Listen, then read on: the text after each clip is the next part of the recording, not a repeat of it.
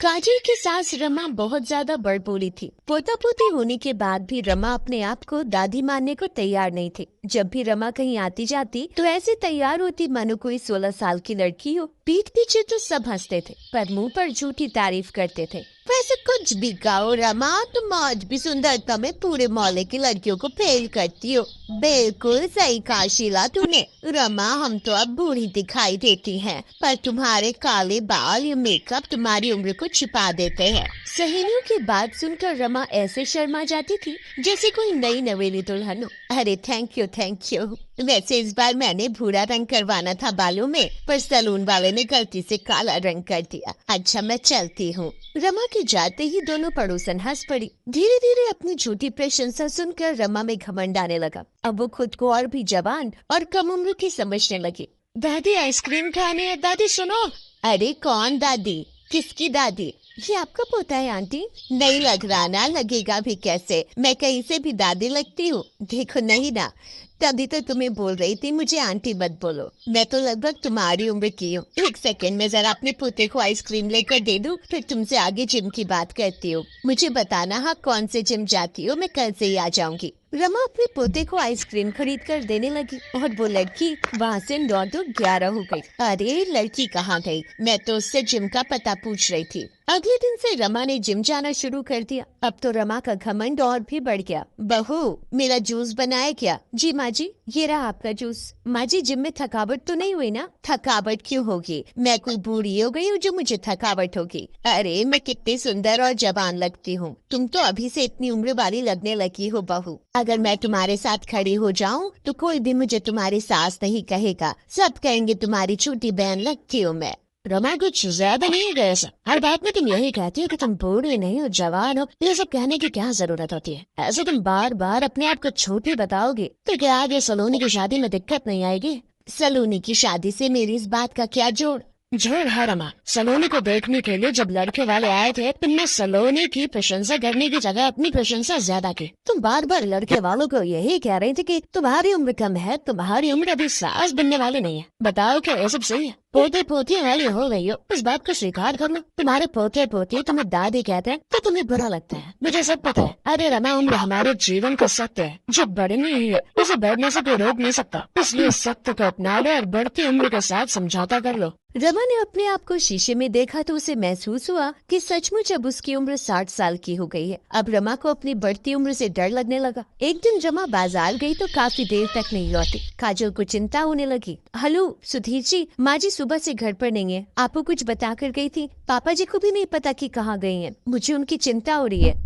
कहीं किसी beauty parlour या जिम में तो नहीं चली गई? एक बार देख कर आती हूँ। काजल जैसे ही जाने लगती है तभी रमा आ जाती है। माँ जी आप कहाँ चली गए थे? मैं बहुत घबरा गई थी। अरे घबराने वाली क्या बात है, काम से गई थी। मैं कोई बूढ़ी थोड़ी हूँ जो लंगड़ा कर रास्ते पर गिर जाऊंगी। अभी मेरी हड्डियों में बहुत ताकत है। रमा कमरे में गई। उसके हाथ में एक मिठाई का डिब्बा था जिसमें कुछ लड्डू रखे थे। रमा ने उस मिठाई के डिब्बे को अलमारी में छुपा दिया। अब देखती हूँ मेरी उम्र कैसे बढ़ती है। मैं उम्र कम करने वाले ये लड्डू ले आई हूँ। अब रोज एक लड्डू खाऊंगी और फिर से जवान बन जाऊंगी। वैसे मेरी किस्मत बहुत अच्छी है। मैं तो बगीचे में घूमने गई थी। मुझे क्या पता था कि जिस तितली के पंख पेड़ की टहनी में फंसे हैं वो एक जादुई तितली। मुझे इस झाड़ी में से निकाल दो। तुम जो मांगोगी मैं तुम्हें दूंगी। मैं एक जादुई तितली हूँ। क्या तुम सच कह रही हो? मैं तुमसे जो भी मांगूंगी तुम मुझे दोगी? तो ठीक है, मैं तुम्हें इस झाड़ी से निकाल दूंगी, पर बदले में तुम मुझे कुछ ऐसा दोगी जिससे मेरी उम्र कम हो जाए, मैं जवान हो जाऊँ। ठीक है,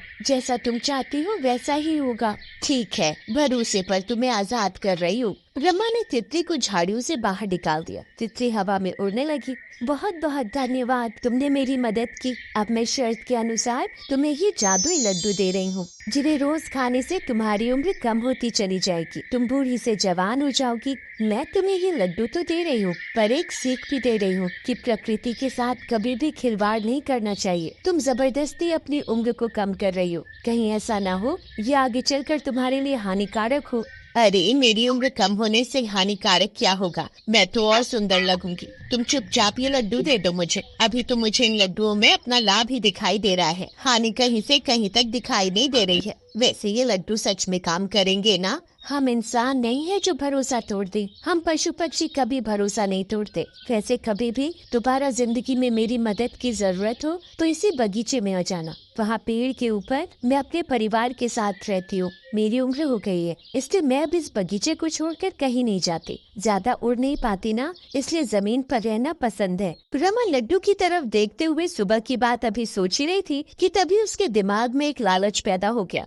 रोजाना एक लड्डू की जगह अगर मैं एक बार में ही ज्यादा लड्डू खा जाऊं तो मेरी उम्र तो बहुत ज्यादा कम हो जाएगी। हाँ, ऐसा ही करती हूँ। आज कम से कम 16 लड्डू खा लेती हूँ, फिर मैं 16 साल की हो जाऊंगी। फिर धीरे धीरे मेरी उम्र बढ़ेगी, मैं कितनी जवान दिखूंगी। हाय, मेरी तो खुशी का ठिकाना ही नहीं है। लालच में आकर रमा ने उसी समय 16 लड्डू खा लिए। देखते ही देखते रमा 16 साल की लड़की में बदल गई। तभी काजल वहाँ आ गई। ए लड़की, कौन हो तुम और यहाँ माँ जी के कमरे में क्या कर रही हो? अरे बहू, मैं हूँ तुम्हारी सास। अब 16 साल की हो गई हो। क्या आप 16 साल की?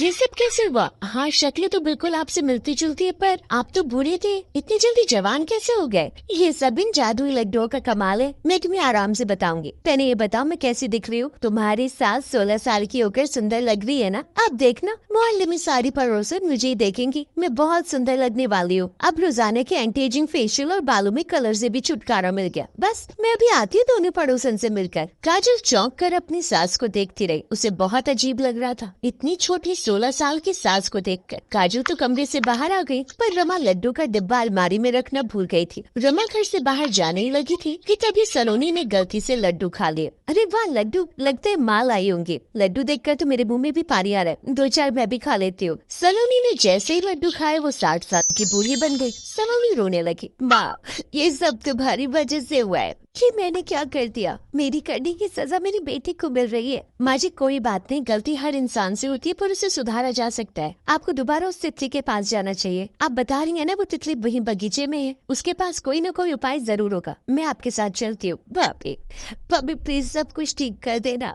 रमा की आंखों में आंसू थे। रमा ने अपनी गलती के लिए तितली से माफी मांगी और तितली को भी रमा पर दया आ गई। उसने रमा को 2 लड्डू दिए, जिसमें से एक लड्डू रमा ने खाया और एक सलोनी ने, और फिर से पहले जैसा हो गया। रमा वापस अपनी उम्र में आ गई और सलोनी वापस अपनी उम्र में। पर इस गलती से एक सीख रमा को मिल गई। प्रकृति के नियम को बदला नहीं जा सकता। यदि कोई जवान है तो वो बूढ़ा जरूर होगा, और यही जीवन का सत्य है। इसलिए प्रकृति के नियम को अपनाने में ही समझता।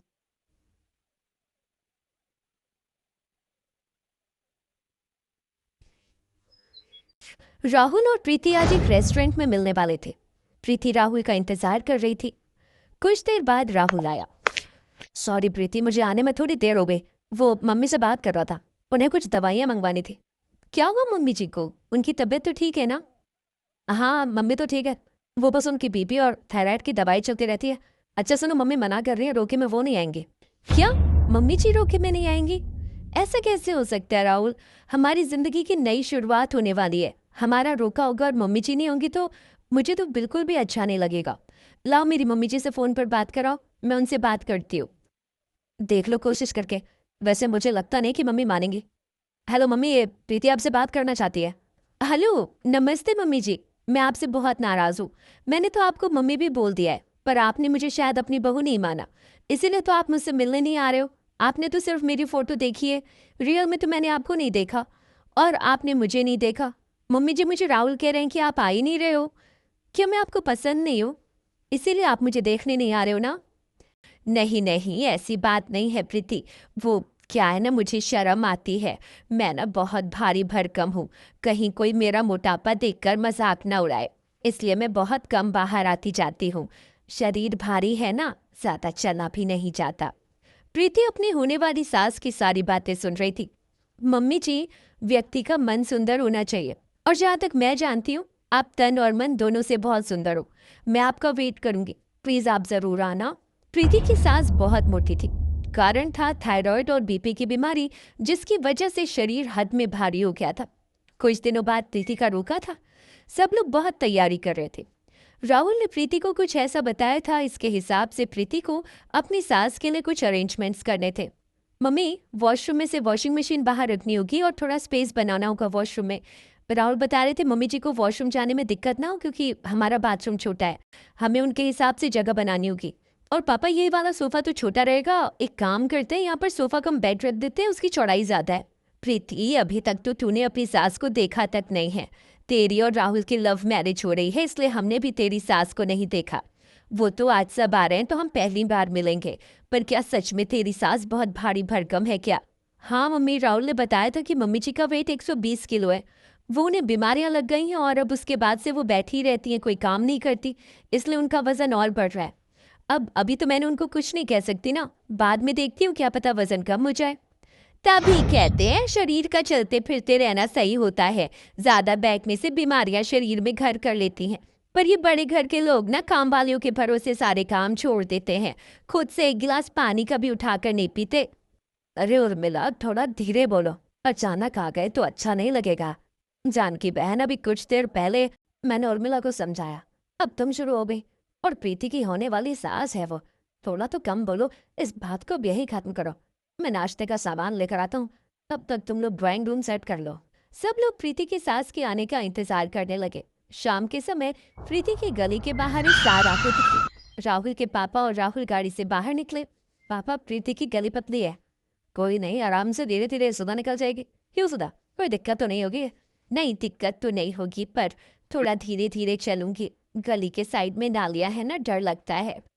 आप टेंशन मत लो मम्मी, मैं हाथ पकड़ लूंगा। राहुल की मम्मी गाड़ी से बाहर निकली। सचमुच उनका शरीर बहुत भारी था, हद से ज्यादा पेट निकला हुआ, शरीर भारी भरकम, मानो शरीर ने चलना ही छोड़ दिया हो। तभी कहता हूँ सुधा, थोड़ा बहुत चला करो, तुम होगी एक जगह पर बैठ जाती हो, सारे काम तुम नौकर नौकरानियों से करवाती हो, तभी तो शरीर खराब हो गया। मैं इसीलिए नहीं आ रही थी, वो तो प्रीति ने मुझे जोर दिया, इसलिए मैं घर से निकल आई। मुझे पता था मैं थोड़ा सा भी घर से बाहर निकलने की कोशिश करूंगी और मुझे परेशानी होगी तो तुम मुझे ताने दोगे। पापा मम्मी प्लीज यहाँ मत झगड़ा करो, आज मेरा होगा है, आज के दिन तो मत बहस करो। आइए आइए भाई साहब। नमस्ते बहन जी। नमस्ते बेटा राहुल, जीते रहो, खुश रहो। आने में कोई तकलीफ तो नहीं हुई ना? हमारी गली थोड़ी छोटी है। नहीं नहीं, गली छोटी है तो क्या हुआ, आप लोगों का दिल तो बड़ा है ना। ये भी आपने खूब कही भाई साहब। आइए बस, वो सामने ही घर है। प्रीति के पापा उन्हें घर ले गए। दरवाजे पर प्रीति की मम्मी और बुआ खड़ी हुई थी। प्रीति के घर का दरवाजा भी थोड़ा छोटा था और दरवाजे पर चौखट की सीढ़ियां भी ऊंची थी। भारी शरीर के साथ प्रीति की सास बहुत मुश्किल से चौखट की सीढ़ियां तो चढ़ गई, पर घर के दरवाजे के अंदर घुसने में उन्हें बहुत तकलीफ हुई। खैर, बड़ी मुश्किल से वो घर के अंदर पहुंची। प्रीति की सास को बहुत झिझक हो रही थी, बहुत शर्मिंदगी भी महसूस हो रही थी। सब लोग अंदर पहुंचे तो सबने उन्हें बिठाया। राहुल ने प्रीति को मैसेज में बताया कि उसकी मम्मी थोड़ी परेशान हो रही है। प्रीति सबके लिए चाय नाश्ता लेकर आई। प्रीति, जा अपनी सास के पास जाकर बैठ। जी बुआ जी। बुआ जी, वो चाय जो मैंने एक कप अलग रखी है वो कम चीनी की है। कम, पर हम लोग तो बहुत मीठी चाय पीते हैं। बुआ जी, ये चाय आंटी जी के लिए है। आंटी जी घर पर कम चीनी की चाय पीती हैं, मुझे राहुल जी ने बताया था। थैंक यू बेटा। हाँ, शरीर भारी है, इस वजह से मैं चीनी कम लेती हूँ। मेरी वजह से सबको बहुत परेशानी हो रही है, भाई साहब को, भाभी जी को और तुम्हें भी। नहीं नहीं बहन जी, कैसी बातें कर रहे हो, आज इन बच्चों के लिए बड़ा दिन है, आपका आना तो हमारे लिए सौभाग्य की बात है। मम्मी बिल्कुल ठीक कह रही हैं आंटी जी, आपके आने से हमें क्यों परेशानी होगी, आप इतने अच्छे तो हो। अगर अच्छी हो तो मम्मी क्यों नहीं बोल रही, आंटी क्यों बोला? भाई वाह, अब तो तुम्हारे सास ने ओके कह दिया। चलो फिर तो रोके के रस्म शुरू करते हैं। राहुल मैसेज में प्रीति को थैंक यू लिखता है क्योंकि प्रीति ने अपनी सास के साथ खुलकर बात की, उन्हें बहुत प्रोत्साहित किया, उनके पास बैठी रही और उन्हें बिल्कुल भी महसूस नहीं होने दिया कि उनकी वजह से किसी को असहज महसूस हो रहा है। राहुल और प्रीति के रोके की रस्म शुरू होती है। ढेर सारी खुशियों के साथ प्रीति और राहुल की शादी की डेट फाइनल हो जाती है। शादी से पहले प्रीति ने अपनी सास का खूब ख्याल रखा। अब तो सुधा भी बेझिझक प्रीति से मिलने आ जाती थी, या कभी प्रीति उन्हें मार्केट में मिल जा। मैं और शादी में लहंगा बिल्कुल नहीं प्रीति, मेरा शरीर देखो, क्या मुझ पर लहंगा अच्छा लगेगा? क्यों नहीं मम्मी जी, आप पर लहंगा बहुत अच्छा लगेगा, आखिर आपके बेटे की शादी हो रही है और लहंगा तो आपका पहनना बनता ही है। आपको पता है मम्मी भी लहंगा ही पहन रही है, क्यों मम्मी? हाँ हाँ बहन जी, बिल्कुल, प्रीति ने मुझे भी जबरदस्ती लहंगा ही खरीद कर दिया है, अब तो आपको भी लहंगा ही पहनना पड़ेगा। मम्मी जी, मेरी एक फ्रेंड ड्रेस डिज़ाइनर है, वो हर तरह की फिटिंग के कपड़े सिलती है, मैं उसको कहूँगी वो आपके साइज़ का एक बहुत सुंदर सा डिसेंट सा लहंगा सिल देगी। हमारी प्यारी मम्मी जी बहुत सुंदर लगेंगी, सबसे सुंदर। प्रीति की बातें सुनकर उसकी सास की आंखों में खुशी के आंसू आ जाते हैं और वो प्रीति को गले लगा लेती है। इससे पहले कभी भी सुधा के लिए किसी ने इस तरह बात नहीं की। सबने सुधा के शरीर का मजाक ही उड़ाया, पर प्रीति की बातों ने सुधा को एक नई उमंग दी। खूब धूमधाम से शादी हुई।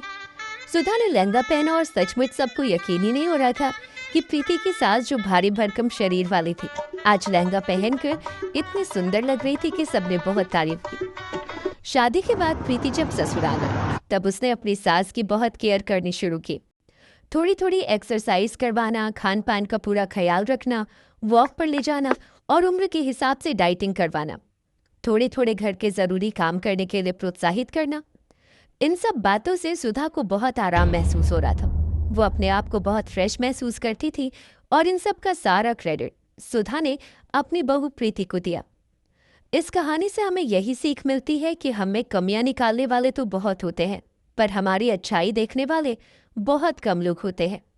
इसलिए हमें हमेशा उन लोगों की बातों पर ध्यान देना चाहिए जो हमारी अच्छाई करते हैं, ना कि